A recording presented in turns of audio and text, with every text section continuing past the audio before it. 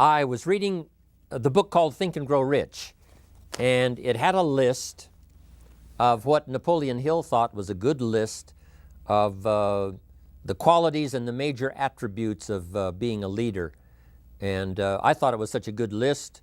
I made the list in my own notes, and now the purpose is for me to get my notes into your notes, to get what's in my head into your head, so that it won't stop with you, so that what we share here together today will be passed on, passed on. That's why I do what I do. I do take great pleasure in touching the people that I can see, shake hands with, say hello to, an audience that you can see. But I am also aware of the unseen audience that's being affected by whatever we do. So now I've got a chance to do that. And I think the way for me to be effective with all of you today, and then you pass it on to many people beyond what I can see, is just an exciting opportunity for me. Now let me give you this list. It's a pretty good list. Napoleon said, number one, a leader needs unwavering courage. And I don't know if I totally agree with the unwavering part of this or not, because sometimes our courage does waver a little. You know, bend but not break. Courage mounts up, and then sometimes we have the doubts that creep in, and we reach a little deeper to find that courage that overcomes our doubts and our fears. So I would probably debate a little bit with Napoleon on this unwavering courage, because sometimes courage does waver. But as long as it stays, as long as in the end there it is to serve you, the courage to do what you didn't think you could do, the courage to step into territory that might be a little unfamiliar, the courage to talk to somebody you don't know, the courage to attempt conducting a meeting, the courage to give your first testimonial, the courage to solve problems you couldn't solve before, that kind of courage. The courage to stand up when it's sort of dark in your corner, the courage to do it when it isn't going your way seemingly, the courage to try to have a good day in the midst of a bad day, that kind of courage. Wavering a little at times, yes, because we all have doubts that attack us. We all have small fears that creep in. That is the nature of life. But that's what faith is all about. That's what courage is all about, to serve us when our doubts will not serve us well. Faith to overcome fear, and courage to overcome our doubts. But that is a good quality, a good attribute for a leader, and that's unwavering courage. Second, Napoleon said self-control. That, of course, is the very essence of life itself, is self-control. Because we all have this warfare going on. You know, it's going on in the world, the warfare between liberty and tyranny. In our own body, the warfare between health and illness, the struggle is on. The struggle between light and darkness, the struggle between good and evil. I call it opposites in conflict. And as soon as you're born into the world, as soon as you find yourself and discover yourself on this spinning planet headed somewhere, you know that this exists. To be a civilized society, we must drive the dark side of our nature into a small corner and let the positive side flourish. Early, we must learn to exercise self-control. Power is a wonderful thing, but it must be exercised properly. It must be exercised to benefit, not to destruction. So self-control is certainly necessary to be a strong leader, so that you can become the best example. The example of having your temper well managed, to having that dark side of your nature under control.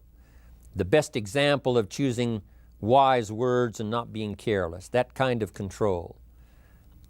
Control of your appetite, control of your desires, so that they fit into the positive side of life and not the negative side. Self-control, very important. Then he said, a leader must have a keen sense of justice. How very true. Justice we become familiar with, even when we're small, when certain things that happened or were done to us that we something told us that wasn't right. Someone did us wrong. We have that sense of right and wrong, and it starts very early. Then we have to have that sense of utilizing what's right and what's wrong so that we develop this sense of justice, this sense of being fair, this sense of being on the positive side, on the right side. To minimize a person's mistakes, they need to have this sense of justice. We have to have justice when we're building an organization. You know, what's fair, what is a good balance. The marketing system that Mark put together has to be fair for everyone. If you have a customer and you take care of that customer, someone else cannot come along and take that customer. The same is true with the distributor. Certain rules and regulations so that all of us have a chance to fit within this framework of fairness, justice, and what's right. Otherwise, enterprise cannot work. Otherwise, we have what we call, in a political sense, anarchy, where there is no justice, when might is the order of the day, power is the order of the day, not the law, not the rule, not what's right, but power. And we would all dismiss that. It's been a catastrophe in the last 6,000 years, the governments that resorted to power instead of democracy, that resorted to intimidation instead of freedom. And we all know the terrible toll that takes. But it takes a toll not only politically in a country or politically around the world, but it takes a toll even in enterprise. It takes a toll in school if a teacher is unfair. It takes a toll in working on a team where someone is unfair or where the leadership is not fair in the administration of justice. So this is true, a keen sense of justice and what's fair and what's right. Part of this we have to learn as we go. You know, you don't have it all the first year. You haven't got it all the second year, the third year. After all the years that I've, been around, both as a human being and as a business person, we're still, even at these years, trying to decide what's best, what's fair, what's right, to give balance to our life and to build on a firm foundation for the future. So I agree with Napoleon. Good idea. A sense of justice. Here's another one, he said, definiteness of decision. Indecision is the thief of opportunity. If you don't decide, the opportunity could slip away. If you don't decide what you're going to do today, the day could get away and you're not very effective. I talked about in my recent travels about time management. And here's one of the best ideas of time management. Don't start the day until you have it finished. Is it possible to finish the day before you start it? And the answer is yes. If you don't finish it to the best of your ability, have some idea, some good plan, sure enough, the day escapes. And in the morning you say, let's see, what should I do now? In the afternoon you say, hey, time's getting away from me, what should I do now? And now most of the day is lost. Most of the day escapes not being utilized and doesn't work for you simply because you didn't make those decisions early, at the early part of the day. The decisions we make in the early part of our life sometimes last for a lifetime. The early decisions that you make about what you're going to do with your life as far as Herbalife is concerned, those decisions are vitally important. If you neglect them and don't make them, sure enough, the time passes and the opportunity sometimes is diminished. And sometimes you spend a lot of time now catching up simply because you didn't make those early decisions. So it's the decisions at the first of the day, it's the decisions at the early part of the month, it's the decisions at the early part of the year that greatly determines what kind of year you're going to have. The decisions you make in the early days of your marriage, sometimes those are the decisions that affect the marriage for a lifetime. The decisions you make at the first chance you see opportunity, those decisions, what you're going to do with it, how far you're going to take it, what it's going to be meaning to you in the years to come. Those early decisions are vitally important. Then we need decisions to correct poor decisions, to overcome our mistakes. It's possible, of course, for all of us to make unwise decisions. And at the end of 1 year, at the end of 1 week, 1 month, or at the end of a few years, we say, that decision cost me too much. Cost me a lot of time, cost me a lot of money, cost me maybe a good relationship, cost me a chance to be productive. But as long as you're alive, there's still a chance to use new decision power to correct the mistakes of decisions that were bad in the past. All of us have the opportunity to do that, but I think Napoleon was right here too. You got to be definite in making decisions so that the opportunity doesn't pass you by. Take advantage. Here's the next one. Napoleon Hill said, a good leader has definite plans. How important that is. And of all the years, I think, to cash in on Herbalife's momentum and make some plans for the future, this has got to be one of the greatest years. Herbalife in these 18 years now has created some incredible momentum, not only in opening up the countries, but momentum in the refinement of our marketing, momentum in developing new products, momentum in developing our support system. The key is now for you to make plans to ride on that momentum. Herbalife is like the tide that comes in, and the rising tide lifts all the ships if they're in the water. If your ship and your boat is not in the water, even though the tide comes in that would lift all the ships, if yours is not in the water, then it doesn't benefit you. So here's what you should do. Have the same intensity to make your plans for the future as Mark Hughes has, as the President's team, Chairman's Club especially, make the plans for the Herbalife Company future. You've got to now make your plans. Don't let this momentum pass you by. Don't let this momentum go uncashed in on. Don't let it be like a lost cause for you. And maybe you've, because of the lack of plans, have lost a month or two, or you've lost a week or two, or maybe you've lost a year and you were 10% effective instead of 100%. Now's the time to change all that and start making some plans. Your Herbalife plans, they're vitally important. You might as well cash in on the Herbalife plans for world expansion, the Herbalife plans for expansion within your country, the Herbalife plans for the expansion of the business, the incentives. Cash in on that, capture that, and say, I've got to have some plans that match Herbalife. Not necessarily match Herbalife in numbers, but that can match Herbalife in momentum, that can match Herbalife in cashing in on the opportunity, your plans for Herbalife expansion. You got to have some plans for your family, right? You got to take your family along, don't leave them out. One of the challenges all of us have in making our plans is how to balance everything, to make sure that we don't regret at the end of a year, I spent too much time on that. I spent too much money. And then if you have, say, how can I not do that again? And construct some better plans so that you won't have any regrets at the end of a year to come, 5 years to come, 3 or 4, 5 years to come. Definite plans. The plans for the use of your money.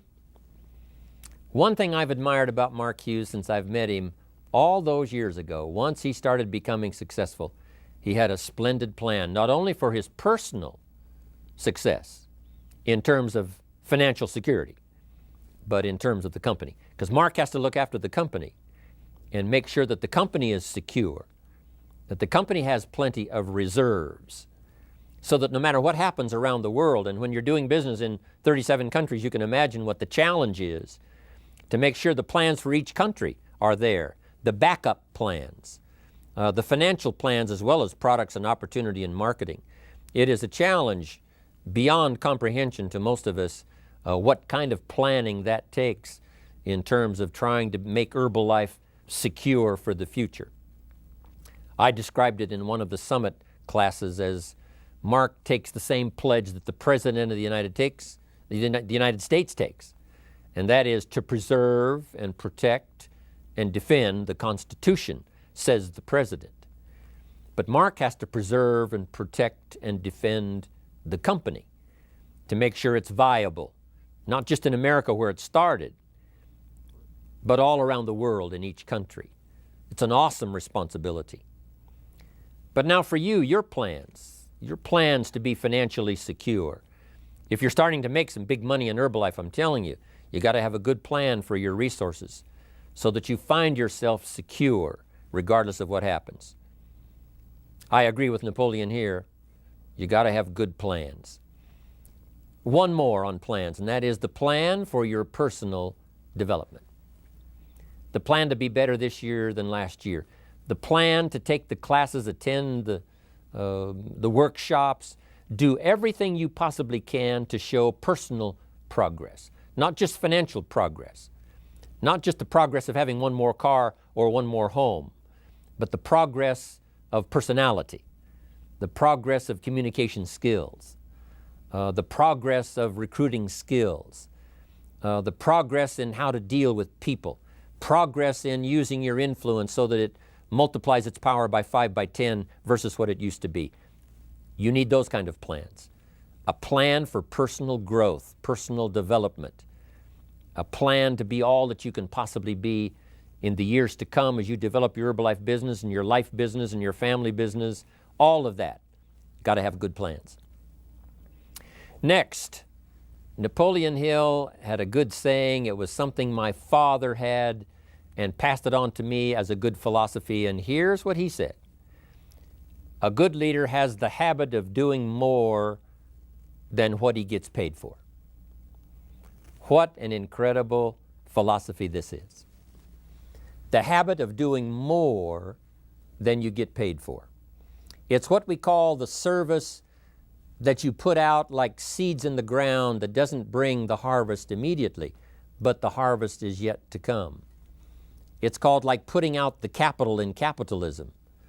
Doing more than you get paid for means that you're getting ready for the next move up. Because if you do more than you get paid for, you've made an investment.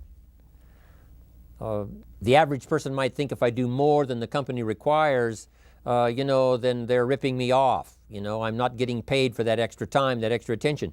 But you must not view it that way. You must say, I'm getting there a little earlier, staying a little later, as an investment in my own personal future. Because I want that kind of reputation.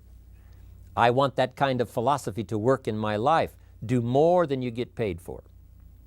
And this philosophy works incredibly well in Herbalife. You make the Herbalife sale of the Herbalife products. Now you must do more than you've gotten paid for. Right? They've got the product, you've got the money. But you can't stop your investment there.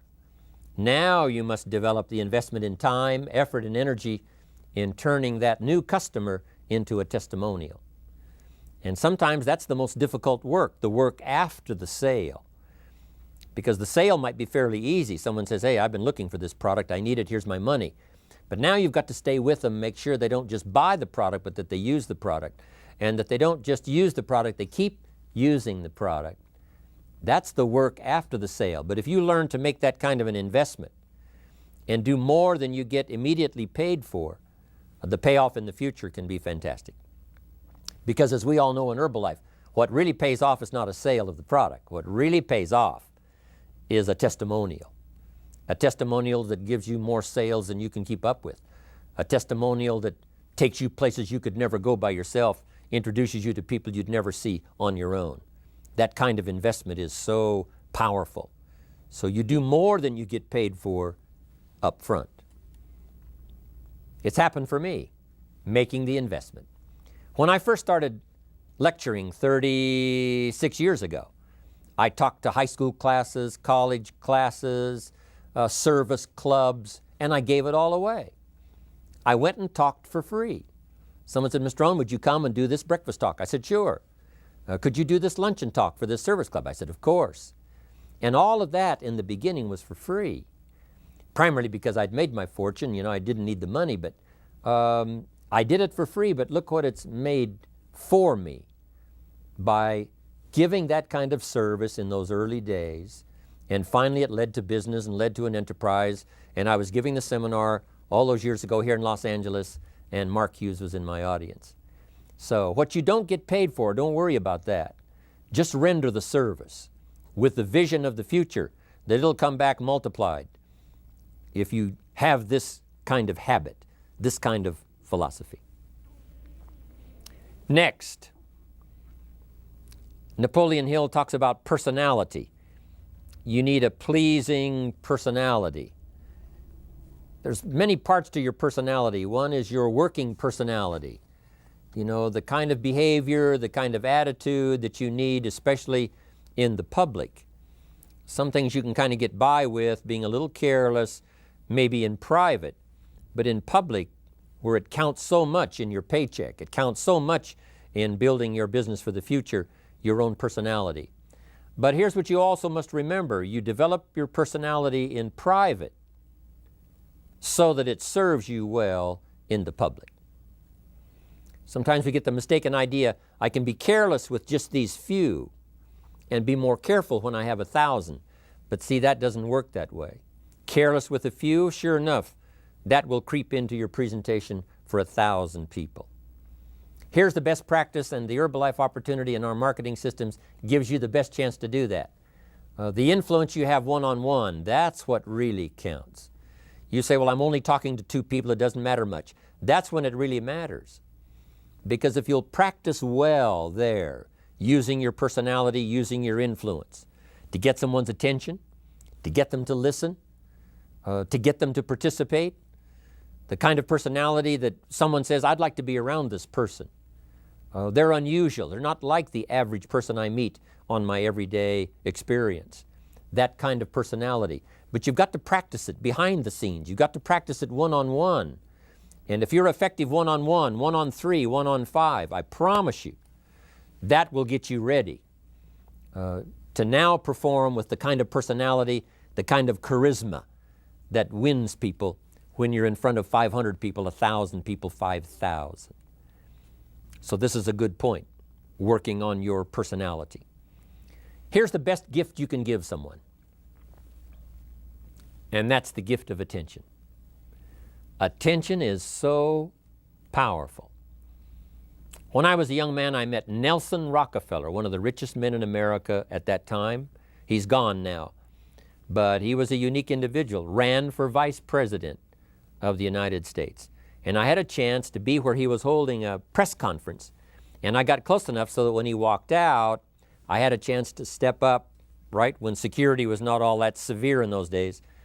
And I had a chance to put out my hand, shake his hand, and say, Mr. Rockefeller, my name is Jim Rohn.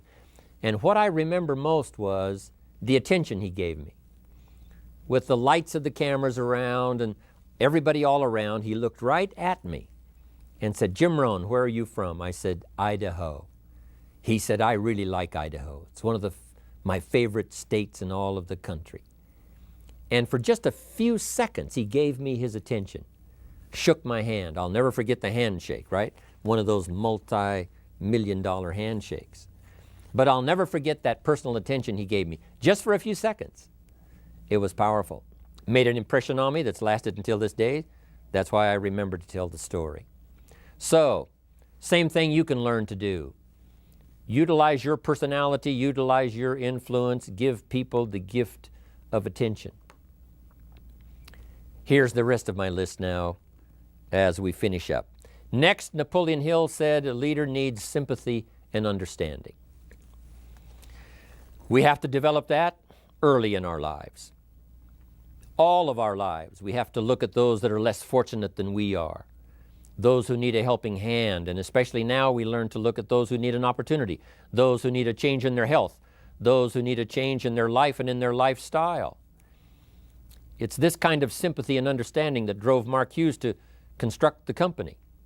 It took that kind of understanding, that kind of sympathy, that kind of deep emotional feeling. Then Mark understood what it meant to be poor. He understood what it meant not to have. He understood what it meant to be short on finances, on resources. He understood what it meant to lack, a full formal education. He knew all of those lacks. And instead of crying about it, he said, what I will do is change it for myself, and then I'll help other people that have the same challenge. Lack of education, lack of the money, lack of the resources, lack of good health, faced with all kinds of difficulties they can't solve. I'll get mine solved, and then I'll be strong enough and have the skills to where I can help other people. That kind of leadership quality is so powerful. That kind of understanding. Here's the next one. A leader must have, Napoleon said, a mastery of the details. How very true. All can be lost with just a couple of missing details. On the trip to the moon, everything has to work, right? There's several thousand moving parts. There's several thousand pieces to the project of getting to the moon and coming back, and all of them have to work. You can't have 10% of them working, 90% or 80%. They've all got to work. And then there's the backup systems for something if something goes wrong to back it up. That kind of mastery of detail is so vitally important. But here's what else to remember as far as Herbalife is concerned. The drama is in the details. Someone says, you know, I lost 30 pounds. Well, 30 pounds is 30 pounds, but that's not the drama. The drama is, where were you before you found Herbalife? How did you feel? What kind of circumstances? Now someone begins to give us some of the details. And then after they've lost the weight, now how they feel. Now their self-confidence has been restored. Now they feel better about themselves. The drama is in the details. But this is also important in the details of your day, the details of your business, the details of good communication. Master the details. Good advice, Napoleon Hill. Now here's the next three. Willingness to assume full responsibility. All of us have been taught that, especially these Herbalife years, to take full 100% responsibility. Mark Hughes says, what happened to me might not have been my responsibility, but what I do about it is my full responsibility. I've had some people did me wrong. In his first couple of business experiences, he was done wrong. Some people ran off with the money. He was left holding the bag. But he said, that's what happened. And I was not responsible for what happened, but I am responsible for saying to myself, now, what am I going to do about what's happened? If a hailstorm destroys the farmer's crop, he wasn't responsible for that. But his responsibility now begins when the hailstorm is over, when he asks the question of himself, what should I do now? Now that this catastrophe is over, now that the damage is done, now what should I do about it? And a philosophy I've taught all these years, it's not what happens to you that determines your future. It's what you do about what happens that determines your future. And this is a major part of it, accepting full responsibility. If you've got an organization, you're conducting meetings, and you're the leader, the responsibility ends with you. Someone else may mess up, make some mistakes, still your responsibility. Some things over which you have no control, understandable. But what you do about it now, how you fix it, the diplomacy you use, the strategy you use, that's the kind of responsibility now that depends on you. Also, you've got to be responsible for your future. Nobody's going to fix it. No one else is going to design it. No one else is going to come along and say, hey, I will make sure it all works well for you. You've got to take all the input, you've got to take all the testimonials, all the teaching, all the training, all the influence, then you've got to have the responsibility of designing your life. You can design a life of prosperity, or you can design a life just to coast and get by. The responsibility belongs to you. Now here's the last two. Next is cooperation. One of the great things we learn in Herbalife is how to cooperate so that we take advantage of each other's ideas, we take advantage of each other's input, we take advantage of each other's enthusiasm, we take advantage of each other's testimonial, and we take advantage of each other's willingness to grow. That kind of cooperation has built Herbalife. In those early days, Mark got the group together. Jerry Shatanovich, Doug Stuntz, the rest, and made some plans to cooperate. Said, no telling what kind of powerful meetings we can have if we work together. No telling how many people we can affect, even right away, if we work together. You do this part, you do this part, I'll do this part, we'll make it work together, and we'll get the ball rolling. There's an ancient phrase that says, if 2 or 3 agree, nothing is impossible. If they agree on the same project, if they agree on the same vision, if they agree on how to get there, I'm telling you, nothing is impossible. Nothing can stand in their way. Just 2 or 3. What's exciting about Herbalife is now we have more than 2 or 3. The president's team now is well populated. Even the chairman's club is growing.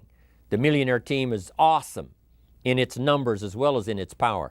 And the cooperation between all of us on the tabulator teams, as distributors, home office, support staff, 15th floor, wherever we come from. If we cooperate, there's nothing we can't do. There isn't anyone we can't touch.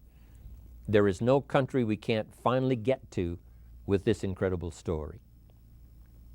Cooperation. That's why I'm here, wanting to do my part, HBN, send out some ideas, give you some notes to take, something to think about and ponder, something to talk about with the people that you associate with and are building your business. That kind of cooperation is going to make this a powerful year. It'll get us to the 2 billion, 3 billion, 5 billion. But it'll get us to much more than just those numbers. It'll get us to a place of honor, respect, prestige, influence, feeling good about ourselves for the hard work that we're doing, cooperating with each other. I want to cooperate with you, helping build your business. All of us cooperate with the support system of Herbalife. We're on our way. We will have the billions. We'll have the stories. We'll have the experiences. Now here's the last one. Napoleon Hill said, a major attribute of leadership is vision. Vision is in many parts. One, a vision for your own course to follow. A vision for you, for yourself. A vision for your financial future. A vision for your health. A vision for your wealth. A vision for you to latch onto and make something out of. A vision for your family. Because vision must now lift others as well as ourselves. Guess what our family is counting on? That we'll be able to see things that at first they cannot see. That we'll be able to look further into the future than perhaps they will be able to look. The same is true with your organization, the people that are around you. They're counting on your vision. Perhaps you've been there a little longer than they have. Maybe you've been there a lot longer than they have.